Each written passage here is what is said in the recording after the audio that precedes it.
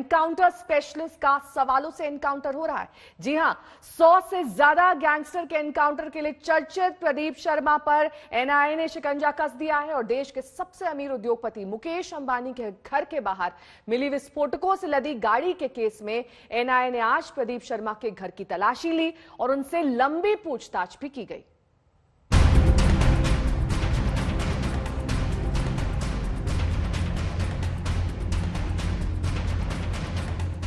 जो अटकलें काफी दिनों से चल रही थीं, आखिरकार आज उस पर मुहर लग गई। मुंबई के सबसे बड़े एनकाउंटर स्पेशलिस्ट के तौर पर मशहूर प्रदीप शर्मा के घर एनआईए के अफसरों ने सुबह सुबह दस्तक दे दी। तस्वीर मुंबई के अंधेरी स्थित उस बिल्डिंग की है जहां प्रदीप शर्मा रहते हैं। एनआईए के कुछ लोग बिल्डिंग में नजर आ रहे हैं। जिस समय एनआईए की टीम पहुंची, बताया जाता है कि प्रदीप शर्मा घर के अंदर ही थे। सूत्रों से मिली जानकारी के मुताबिक एनआईए की टीम ने प्रदीप के घर के चप्पे चप्पे की तलाशी ली है। एनआईए की कवायद उस सुराग तक पहुंचने की है जिससे एंटीलिया विस्फोटक केस से प्रदीप शर्मा के तार जोड़ने के सबूत निकल सके, साथ ही मनसुख हिरेन की संदिग्ध मौत की गुत्थी भी सुलझ सके, जिनकी स्कॉर्पियो गाड़ी से जिलेटिन की छड़ें और फर्जी नंबर प्लेट्स मिले थे। जांच से जुड़े सूत्रों के मुताबिक प्रदीप शर्मा से लगातार पूछताछ भी की गई है।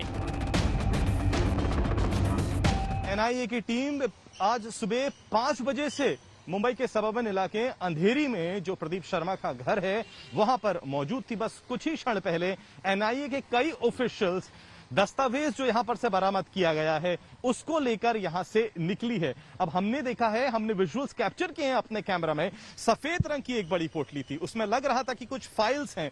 साथ ही साथ ये भी बताया जा रहा है कि कुछ इलेक्ट्रॉनिक एविडेंस है जो एनआईए ने बरामद किया है। कैसे शक के घेरे में आए प्रदीप शर्मा? आज तक को मिली जानकारी के मुताबिक 15 जून को इस केस में एनआईए ने संतोष सेलार और आनंद जाधव नाम के 2 आरोपियों की गिरफ्तारी की थी। सूत्रों के मुताबिक आरोपी संतोष सेलार ने पूछताछ में प्रदीप शर्मा के अलावा 2 अन्य लोगों के नाम लिए थे। जिन 2 अन्य लोगों के नाम सेलार ने लिए, उनके तार लखन भैया केस से भी जुड़े हैं। 15 साल पहले लखन भैया नामक हिस्ट्री शीटर का फर्जी एनकाउंटर हुआ था, जिसमें 13 पुलिस वालों समेत 21 लोगों को उम्र कैद की सजा सुनाई गई थी। हालांकि प्रदीप शर्मा आरोपों से बरी हो गए थे, लेकिन शेलार से पूछताछ के बाद ही प्रदीप शर्मा पर एनआईए का शिकंजा कसने लगा।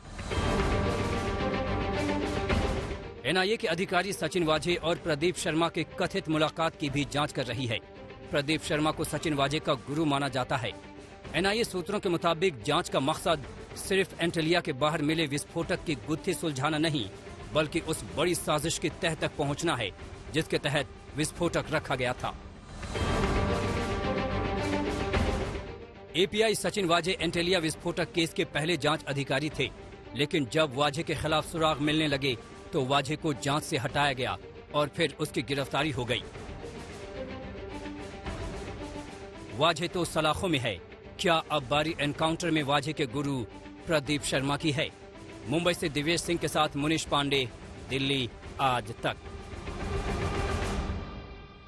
तो आपने देखा किस तरीके से अब एनकाउंटर स्पेशलिस्ट पर एनआईए का शिकंजा कसता जा रहा है। उनके घर पर पूछताछ चल रही थी, कई घंटों से ये पूछताछ चल रही है और प्रदीप शर्मा से लगातार सवाल जवाब किए जा रहे हैं। व्हाट्सएप के आधार पर, साथ ही फोन लोकेशन के आधार पर कई सवाल पूछे गए हैं और प्रदीप शर्मा से एनआईए लगातार इस पूरे एंटीलिया मामले को लेकर पूछताछ कर रही है।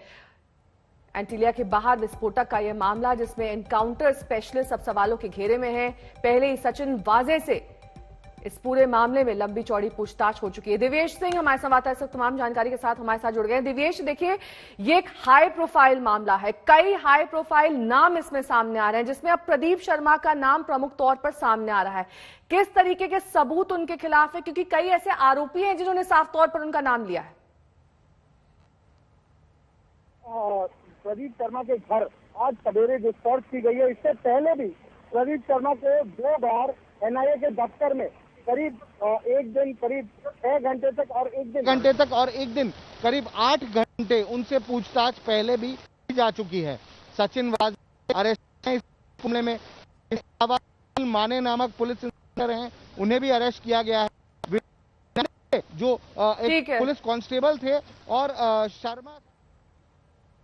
तो 25 फरवरी की रात मुंबई के मशहूर लैंडमार्क एंटिलिया के बाहर क्या कुछ हुआ था, कैसे सचिन वाजे केस की जांच करते करते खुद सलाखों के पीछे पहुंच गए, देखिए।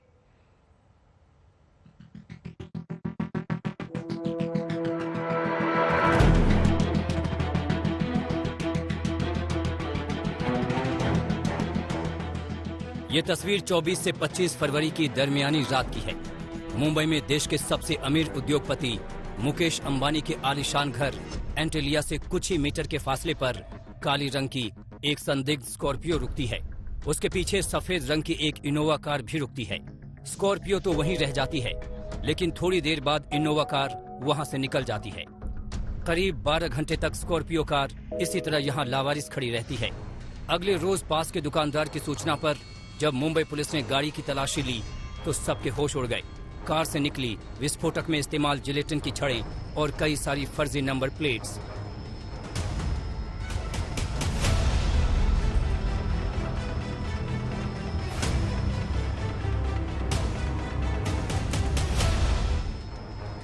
मामला अतीत में कई आतंकी हमले झेल चुकी मुंबई का था। साथ ही मामला सबसे अमीर उद्योगपति मुकेश अंबानी के घर के करीब का था, लिहाजा हड़कंप तो मचना ही था। सबसे बड़ा सवाल ये था कि इस तरह कार खड़ी करने का मकसद क्या था। केस की जांच मुंबई पुलिस के तेज तर्रार एनकाउंटर स्पेशलिस्ट माने जाने वाले सहायक पुलिस इंस्पेक्टर सचिन वाझे को सौंपी गई।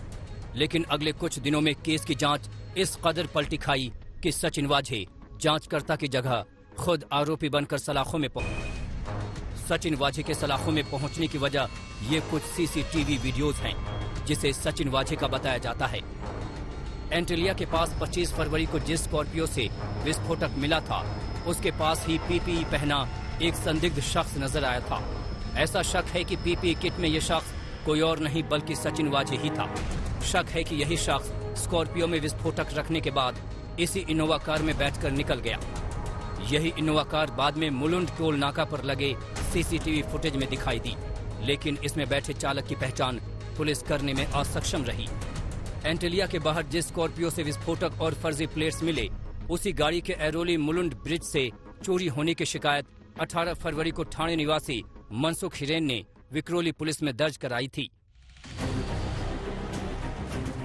लेकिन इस केस में उस वक्त बड़ा ट्विस्ट आ गया था जब 5 मार्च को ठाणे के मुमरा क्रीक से मनसुख हिरेन का शव बरामद हुआ। 18 फरवरी को स्कॉर्पियो चोरी की शिकायत, 25 फरवरी का विस्फोटक के साथ स्कॉर्पियो की बरामदगी, 5 मार्च को मनसुख हिरेन का संदिग्ध हालत में शव मिलना। अब तक ये साफ हो गया कि मामला जितना हल्का समझा जा रहा था, उससे भी कहीं ज्यादा पेचीदा है।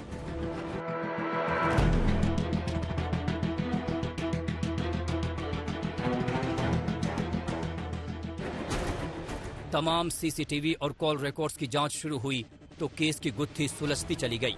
पता चला कि सब कुछ एक साजिश के तहत चल रहा था और सचिन वाझे इसमें मुख्य तौर पर शामिल था।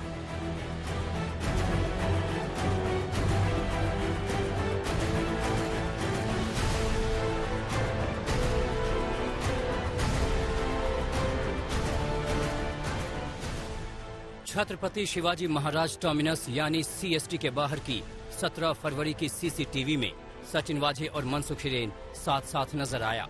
ये उसी दिन का मामला है जिस दिन बकौल मनसुख हिरेन की स्कॉर्पियो ईस्टर्न एक्सप्रेसवे पर शाम 6 बजे के करीब खराब हो गई थी। एनआईए को शक है कि 17 फरवरी की देर शाम इसी मुलाकात के दौरान मनसुख हिरेन ने स्कॉर्पियो की चाबी सचिन वाझे को दी थी।